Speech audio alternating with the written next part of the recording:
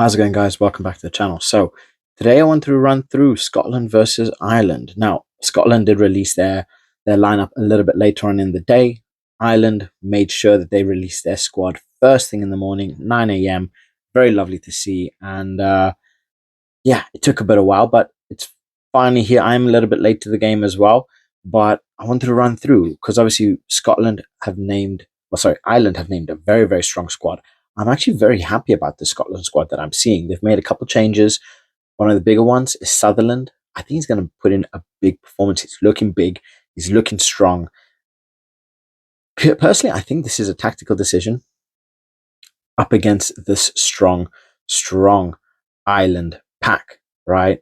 Obviously, Schoolman, he is no small guy. He is an absolute monster.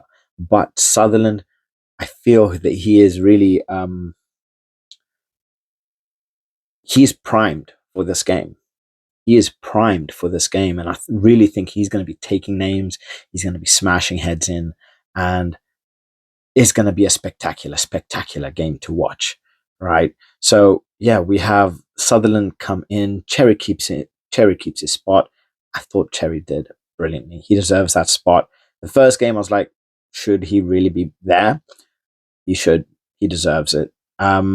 Ferguson kept his team. Johnny Gray, Gilchrist, those locks bringing serious experience. They are going to be crucial to Scotland winning just anything that goes out.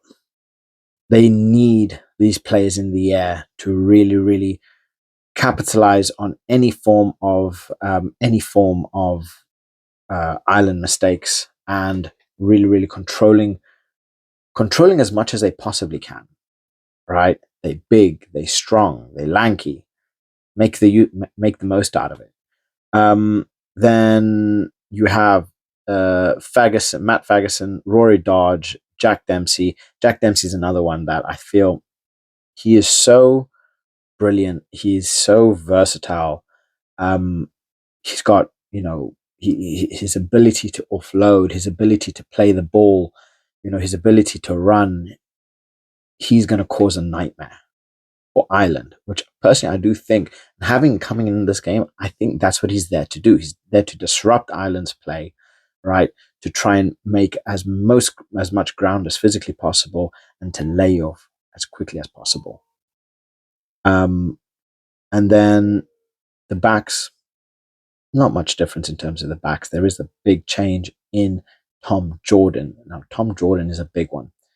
He's, again, I love this word, versatile, right? This is what Scotland are looking at doing. They are very versatile. Tom Jordan, he can play at 15, he can play at 14, 13, wherever the hell he wants to play in that back row.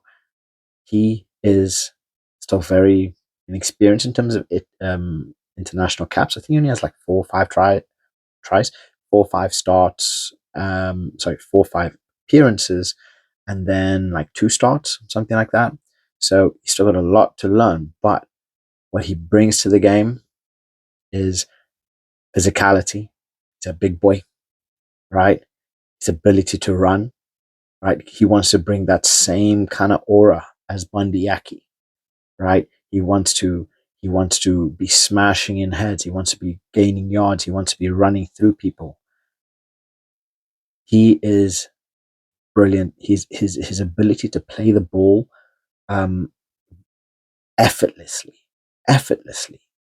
right? I think Tom Jordan is going to be a very big player for this game if he can keep his emotions under check and in control. So that's going to be a very big one there. But otherwise, in terms of the backs, there's not much change. Kinghorn 15, Graham 14, Hugh Jones 13, Duhan van der Merwe 11, Finn Russell 10. Finn Russell needs to have a very good game. He needs to pull his socks up, pull his finger out his backside, and put in a solid performance for 80 minutes. Because otherwise, Scotland are going to struggle to get going. They're not going to be able to connect those backs to the forwards. They aren't going to be able to get anything really running. They need Finn Russell. They need the general. He needs to be leading his team. Although he's a co-captain, he needs to show dominance. He needs to put his best foot forward and make things happen. Otherwise, nothing is going to happen. Or at least Scotland are going to find it very difficult to have anything happen. So yeah, I can't wait to see this game because we all know Ireland are coming in with fire, right? With fire. Having Prendergast start again, obviously I thought Crowley was going to get that nod. Prendergast is starting. He's going to be starting strong. And again, he's going to want to start better earlier on, if that makes sense. He needs to get a handle of the game much quicker than what he did. Plus, they also do have Jack Crowley to come on second half if needed. Could we see could we see a copy of this? But otherwise, look, the forwards of Ireland are ridiculous. They are absolutely, absolutely ridiculous. I do think if Furlong was to get the nod, it might be a little bit too soon. I would love to see him play, but I mean, you gotta admit, Bielam is still a monster as it is. He is still a monster as it is. Plus, they have Sheehan on the bench, another impact player to come on in that second half. Or if anyone gets injured, he's still a brilliant, brilliant replacement to be putting on.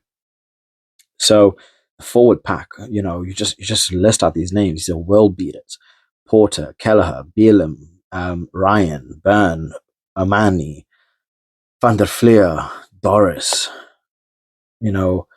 It's just ridiculous. And then you have Jamison Gibson Park at 9. Prendergast 10, James Lowe, one of the best wingers in the world, 11, Bandi Aki, one of the most dominant and strong and physical centers in the world, 12, Robbie Henshaw, got a lot of experience there. To be fair, I haven't watched too much of Henshaw to really, really give like a good analysis on him, but we get in there.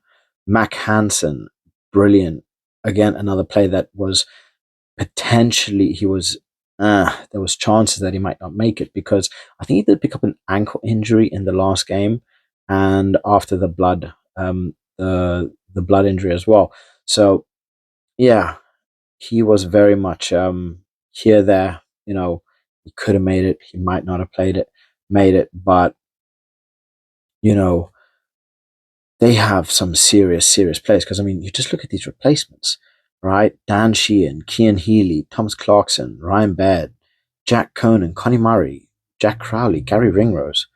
How amazing is it to have Gary Ringrose on your bench, right? How amazing is that? I mean, let's say you have, let's say you have Robbie Henshaw, who's stacked with experience, right?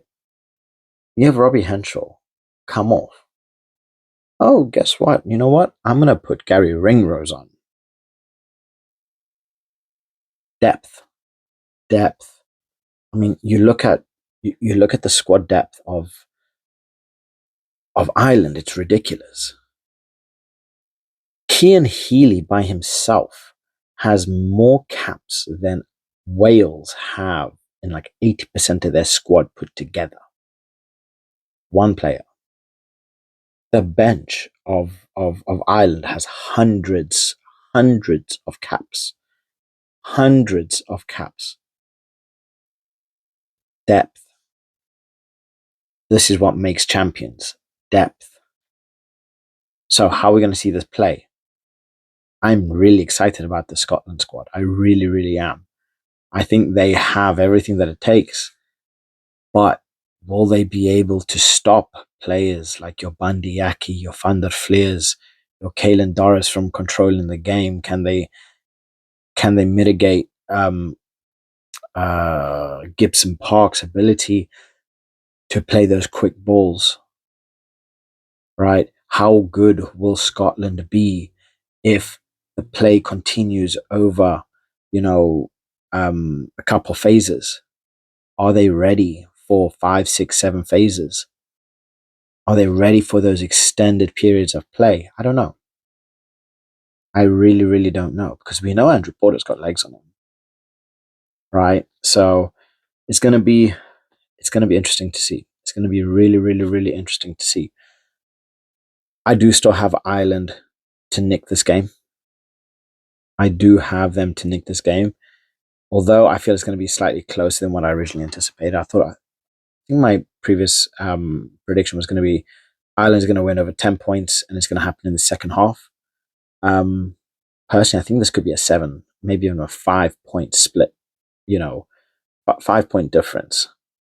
And if Scotland manage to win, I think the only way they're going to properly be able to get a win out of this is if they have a very strong second half, put the pressure to Ireland, and make them pay for any mistakes that they make. Handling errors need to be capitalized on. They just need to be, so everybody needs to be at their best. But I want to hear what you guys think. Where do you think Scotland is going to be able to flourish to stop the players of Ireland? Because we all know Ireland is stacked with world beaters. Don't get me wrong, Scotland are in it for the fight. But how are they going to stop them? And are they going to play their own game? Because when it comes to Ireland and France, people try to create tactics on how best to beat them. How are we going to play to get something out of them? Are they going to play their own style and try to have Ireland adapt to them? Are they going to try and impose a heavy physicality running up? Maybe they're going to work on their kicking, their box kicking, right? Try to push for the lineouts. What are they going to do? Let me know what your thoughts are in the comment section below. And please, as always, like and subscribe, as it really does help my channel grow. And just want to provide you guys with the best content possible. So on that note, have a lovely evening, morning, afternoon, wherever you guys are, and catch you guys in the next one. Bye.